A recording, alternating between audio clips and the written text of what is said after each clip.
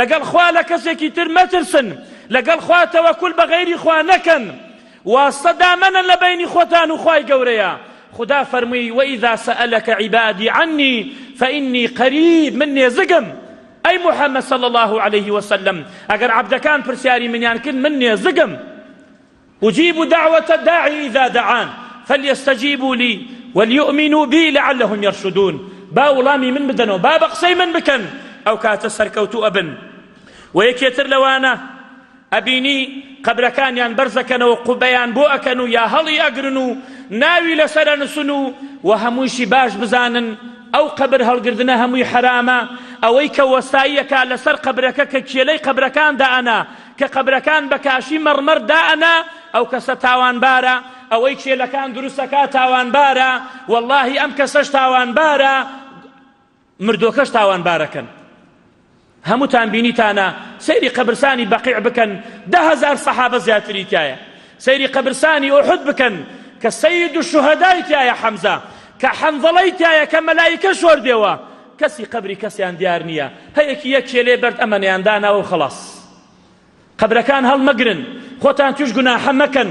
لەقەد قەبرەکان ئاەت مەنووسن، لەقەد قەبرەکان فاتیحە و شیعر مەنووسن. ئەوانە هەمووی حرامە و گوناحبارە بن، چجا قوبەکردن لە بانی و هەروەها دارنانان لە دیار قەبر بکەن بە باخات، ئەو شەر گوناحبارە بن. و هەروەها داواکردن لێیان لە ئەهل بەیت بڵێن ئەمانە خۆشەویستی پێغەمبەرن صلی الله عليه وسلم، ئەوەنە مبالغەیان تێ بکەن، بچن داوایان لێ بکەن، بچن داوای تکایان لێ بکەن، داوای شەفاعەتیان لێ بکەن، داوای شفایان لێ بکەن، داوای مناڵیان لێ بکەن. ئەوە هەمووی کوفرە، ئەوە هەمووی شرکە. خدا فەرموویەتی والذین تدعون من دونه، ئەوانەی کە هاواری پێەکەن لە غەیری خوا. ئێتر هەر کەسێک بێت، پێغەمبەر بێ، مەلائیکە بێ، ئاسمان بێ، زەوی بێت، والذين تدعون من دونه لا يملكون من قطمير. أو ناوك خرمايا أو توكلة تنكك هاببا ناوك كوا، والله ملشي أويانية يستاك كسيان.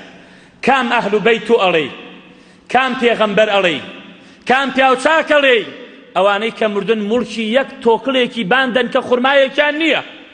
خداوات في أفرميت لپاشان دا أفرميت إن تدعوهم لا يسمعوا دعاءكم.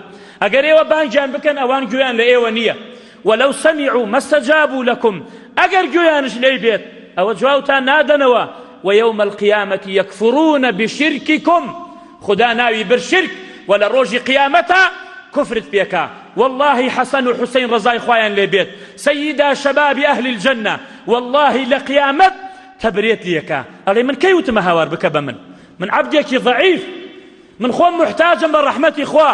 والله كان پیاوچاکتۆ ئەڵێ لە ڕۆژی قیامەت یەکفڕ بشرکک، خدا ناوی بر شرک، والله کوفرت پێکە. کەی من وتمە وەرە تەواف بکە بە دەور منە، کەی من وتمە سوێنم پێ بخۆ، حاشا وەلی لە بابە بڕۆ، من محتاجم بە ڕەحمەتی خوا. هەمووی کوفرت پێکە. ويوم القيامة يكفرون بشرككم ولا ينبئك مثل خبير. هیچ کەسێ وەکو خەبیر خەبەرت ناداتی ئەی پێغەمبەر صلى الله عليه وسلم. وخدا فەرموویەتی ومن أضل، کێ هەیە لەوە سەر لێ شێواوتر بێت، کێ هەیە لەوە کافرتر بێت. ومن أضل ممن يدعو من دون الله من لا يستجيب له إلى يوم القيامة وهم عن دعائهم غافلون. وإذا حشر الناس كانوا لهم أعداء وكانوا بعبادتهم كافرين. خدا ناوي برد عبادت، بانا لي عبادت شناكم. كي هي لو سر لي شواو تربيت، بشي داوالا قبر يبكى، بشي داوالا پیاوچاک يبكى، بشي داوالا پیغمبر يبكى. تو بڵێ کەسێک هەبێ لەوە گوبڕاتر بێ، نا والله کەس لەوە نییە گوبڕاتر بێ، چونکە خدا فەرموویەتی ومن أضل ممن يدعو من دون الله من لا يستجيب له إلى يوم القيامة. کامەی تۆ بە پیاوچاکی دائەنەی بچۆ دیاری هەتا ڕۆژ قیامەت هەر بانگی پێ بکە، بزار ڕۆژێک سەر دەرەکە لە قەبرەکەەوە بڵێ ئەوە هاتم بۆلات. واز لەو خوایە دێنن، واز لەو خالقە عەزیمە دێنن، ئەڕۆن داوا لە خۆڵ و دار و بەر دەکەن، داوا لە ئەهل و بەیتەکەن. والله دەسەڵاتی هیچیان نییە. پێغەمبەر صلى الله عليه وسلم قەومەکەی خڕەوە کرد، فەرمووی ئەی فاتیمەی کچم وەرە لە ماڵی خوای پەروەردگار بەرە، ئەوەی کەما من بدەمێ لە دنیادا، من لە قیامەت هیچ دەسەڵاتێکم نییە بەرامبەر بە تۆ. ئاوهای پێیان وتە پێغەمبەر صلى الله عليه وسلم، یا کەسێک پیاوچاکە مرێ لە ناو مزگەوتە ئەینەن قوبەیەکەکەن کاتێ مسلمان هات نوێژەکەی کرد بۆی بچێتە دەرەوە لە دیار قەبرەکەی تەوافێ بکە بۆ ئەوەی نوێژەکەی ئاگرێکی پێوە ناو بستێ. بۆچی قەبر لە ناو مزگەوت بێت؟ ئەگەر بۆ عیبادەتت نەبێت، ئەگەر بۆ پارە پەیاکردنت نەبێت، ئەگەر بۆ تاغوتیت نەبێت، مزگەوت جێی عیبادەتە. وأن المساجد لله فلا تدعو مع الله أحدا. مزگەوتەکان هین خوایە، نەکەن کەسی تر بکەن بە شەریکی خوا. بۆ قەبر لە ناو مزگەوتەنەی؟ بۆ ئەوەی خەڵک تەوافی پێ بکە؟ ئەرە وەڵڵا. بۆ ئەوەی خەڵک داوای شفای لێ بکە؟ ئەرە وەڵڵا بۆ ئەوەتە. ئەی بۆچیتە؟ ئەی بۆ نابێ بۆ قەبرستانی مسلمانان بینی لە قەبر؟ ئەگەر پیاوچاک بە تۆش ئازا بە پیاوچاک بە، نەک بچی سەرفی عیبادەت. نوێژەکەت بۆ خوا بێ، هەنێ لە سوژدەکەتش بۆ ئەو بێ. بۆ نەمان دێ بچاو خۆمان چەندێ سوژدە ئەبەن بۆ قەبر. یعنی ئەو کەسانە بەس بۆ پارەکە پەیاکردنیانە، بەس بۆ ئەوەیانە دین بکەنە شتێک بۆ ژێر دەستەی خۆیان. ئەوانە هیچی شەرع نییە. پێغەمبەر عەلەیهی الصەلاة والسلام لە کاتی سەرمەرجا فەرمووی: لعن الله اليهود والنصارى اتخذوا قبور أنبيائهم مساجد. لعنەتی خوا لە گاور و جوولەکە بێت کە قەبری پێغەمبەرەکانیان کرد بە مزگەوت، نەک قەبری باو باپیرانیان لە ناو مزگەوتە خەڵک تەوافی پێ بکە، خەڵک داوای بەرەکەتی لێ بکە. ئەی ئەوە مورکی تۆکڵێکی بان ناو کە خوڕمای نییە، چه دەسەڵاتێکی هەیە؟ بۆ لە ناو مزگەوتەی نەی، بۆ خەڵک سەر لێ شێواوەکەی بیبە لەگەڵ مسلمانانە بینە قەبر و بینە ژێر خۆڵەکەوە خۆی و عەمەلەکەی. بۆی ئێمەش بچین بۆ قەبرستان سەلامیان لێ بکەین، دوعای خێریان بۆ بکەین. ئەوان تازە ناتوانن بڵێن سبحان الله. فەئەمانە هەمووی مخالەفەیە. مسلمان ئەبێ چاوکراوە بێ، ئەبێ ئاگدار بێ. ئەو خوا عەزیمە لە خۆمانە ڕەنجێنین، چونکە خدا لە قورئاندا وعدێکی داوە، وعدی خۆی ناشتێنیە.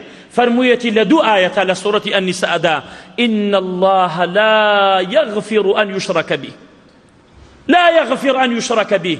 قتلەکەی، زیناەکەی، عارەقە خۆیتەوە، بەدڕەوشتیەکەی، هەرچیەکەی، خدا هەر لێت خۆشە بێ. مادام ئەلەی لا إله إلا الله بەدڵەوە شەریک بۆ خوا قەرار نادەی. جا وەڵڵاهی شەو نوێژ بکەی، حەج بکەی، نوێژ بکەی، شەریک بۆ خوا قەرار بدەی. إن الله لا يغفر أن يشرك به ويغفر ما دون ذلك لمن يشاء ومن يشرك بالله فقد ضل ضلالا بعيدا. يا أوتا سفر كردن بولاي قبركانيان بويا. فالخلاصة حب أهل البيت يوجب احترامهم واقتفاء أثرهم ومتابعتهم والترضي عنهم وتعظيم شأنهم دون مغالاة. بلام أهل السنة وجماعة حرمت لأهل بيت أقرن، ريزيان لي أقرن، والله خوشيان قركا، والله قولكان نخنا بان سر وسر چاو شون كوتوي أوانا بن. بلام ببي أو زياد روي بكن. يما ألين هوار مكان علي، ألين أوانا دجمني أهل بيتن. يما ألين هوار مكان الشيخ عبد القادر جيلاني رحمة إخوائي لبيه، ألين أوانا إيمانيان بأوليانية نخير با خلق شواشە نەبێت. ئەوان پاو پێڵاویان بەسەر سەر و بەسەر چاومان، بەڵام شوێنیان نەکەوین، بەڵام چیان فەرمووە ئەوە ئەکەین، بەڵام چی خوددا دایناوە ئەوە ئەکەین. ئەبێ حورمەت و ڕێزیان لە ناومانە هەبێت. جا هەر کەسێ حورمەت و ڕێز لە خێزانەکان پێغەمبەر بگرێ صلی الله عليه وسلم، لە ئەهل و بەیتی پێغەمبەر بگرێ صلی الله عليه وسلم، ئەوە علامەتێکە کە ئەم مسلمانە پێغەمبەری خوای خۆشگەرەکە. و پێغەمبەری خوش بەتەئکید صلی الله عليه وسلم ئەو مسلمانەی خۆشگەرەکە. و خوای پەروەردگار تۆی خۆشگەرەکە بێ لەبەرەوەی تۆ ئەهل و بەیتت خۆشگەرەکە. اللهم صل على محمد وعلى آله وزوجه وذريته كما صليت على آل إبراهيم في العالمين إنك حميد مجيد. يا ربي خدايا لأتبارن بنا وجوانا كانت بصفات برز كانت باسم أعظمت. يا ربي خدايا التوحيد بتسبيننا وظلمانا. يا ربي خدايا أو الشركة وهتائس كردمانا نمان زانيا. يا ربي خدايا لمان خوش بي. يا ربي خدايا شار زمان بكي لدينا كمان. يا ربي خدايا خوشويستي پیغمبر صلى الله عليه وسلم زياتر بكي لظلمان.